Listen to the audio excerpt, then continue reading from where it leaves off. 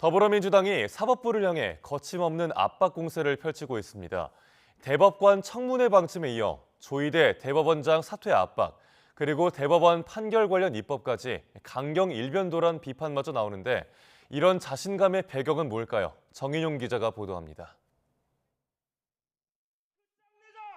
이재명 대선 후보의 공직선거법 위반 사건에 대법원이 유죄 취지 선고를 내린 이후 민주당은 연일 사법부를 정조준했습니다. 대법관들이 6만 쪽 사건 기록을 제대로 검토한 게 맞느냐는 비판을 시작으로 재판 경위 규명을 위한 청문회까지 의결했습니다. 대법원에 의한 대선 개입, 정치 개입에 대해서는 그 과정에 대해서 면밀히 확인할 필요가 있다는 것을.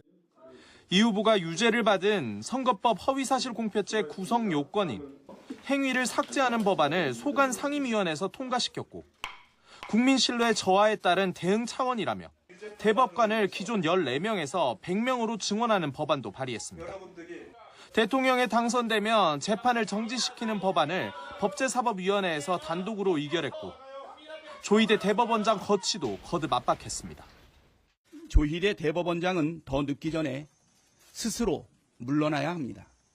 그것이 사법부의 명예를 지키는 길이며 통상 입법부인 정치권도 사법부 판결은 어느 정도 존중하는 문화가 깔려 있는데 이번엔 전혀 다른 양상으로 흐른 셈입니다.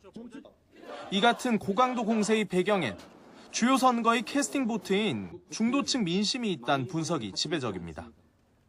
YTN은 물론 SBS와 중앙일보 여론조사 결과 이 후보 대법 판결을 바라보는 중도층 시각은 부적절하다는 의견이 더 우세했습니다. 특히 격차가 20%포인트나 나는 조사도 있었습니다. 이 후보가 대통령이 되면 재판이 정지되는지를 묻는 여론조사를 봐도 YTN과 SBS, 서울경제 모두 중도층은 멈춰야 한다는 응답이 오차 범위 밖에서 더 높은 것으로 집계됐습니다.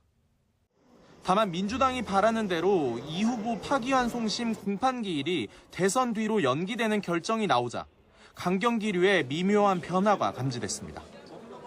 조희대 특검법 발의와 선거법 개정안 법사위 처리를 보류하는 등 수위를 조절하고 나선 건데 이 역시 중도층이 거부감이 들지 않도록 숨고르기에 나선 것 아니냐는 해석도 나옵니다.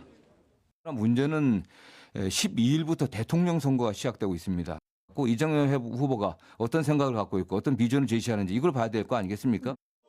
본격적인 선거 국면에선 정권 교체론에 힘을 싣기 위해 민주당 전략의 무게추가 사법부 공세가 아닌 정책 비전으로 옮겨갈 거란 관측도 나옵니다.